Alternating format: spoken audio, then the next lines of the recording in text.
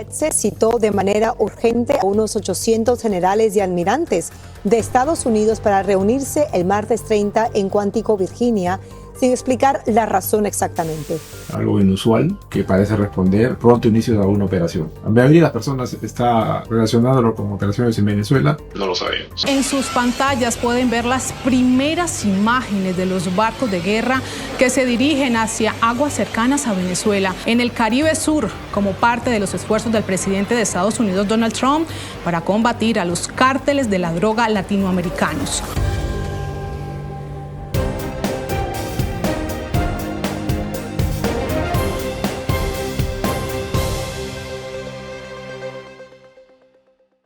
Esta es la edición del día martes 30 de septiembre de 2025 de este programa de análisis estratégico. Hay dos temas centrales que es importante mencionar. El primero, hay una convocatoria del secretario de guerra, del ministro de guerra de los Estados Unidos, a todos los generales y almirantes. Algo inusual que parece responder pronto inicio de alguna operación. La mayoría de las personas está relacionándolo con operaciones en Venezuela. Puede que sea así, puede que no sea así, puede que sea otro teatro de operaciones.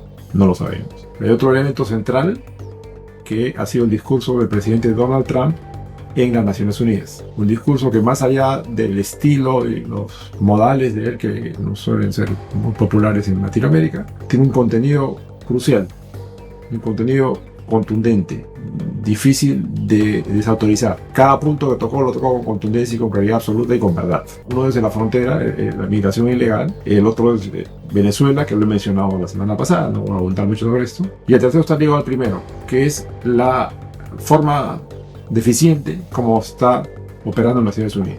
Naciones Unidas surge como un esfuerzo de la humanidad por buscar el fin de las guerras y propiciar la paz. Lamentablemente, con el paso de los años, Naciones Unidas ha ido tergiversando su origen.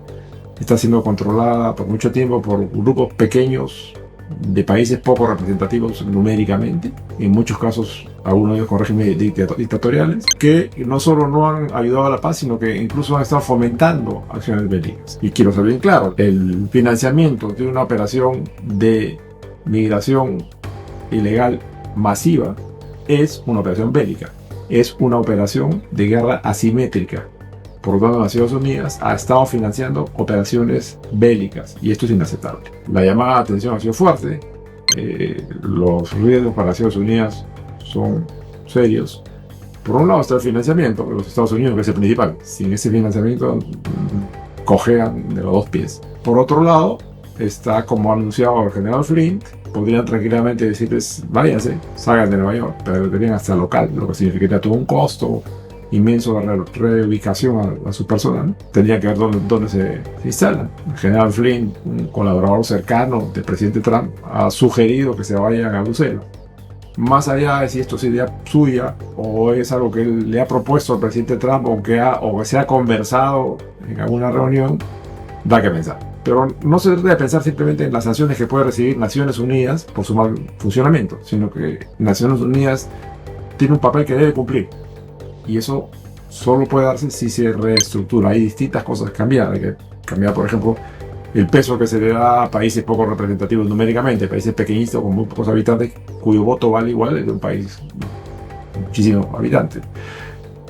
La equivalencia que se le da a los gobiernos democráticos con las dictaduras, por donde hay muchas dictaduras pequeñas, sobre todo en el África, que se han fragmentado en la última mitad del siglo pasado y de este siglo, que ha permitido que muchos votantes pequeños neutralicen votos de países con mucho mayor población.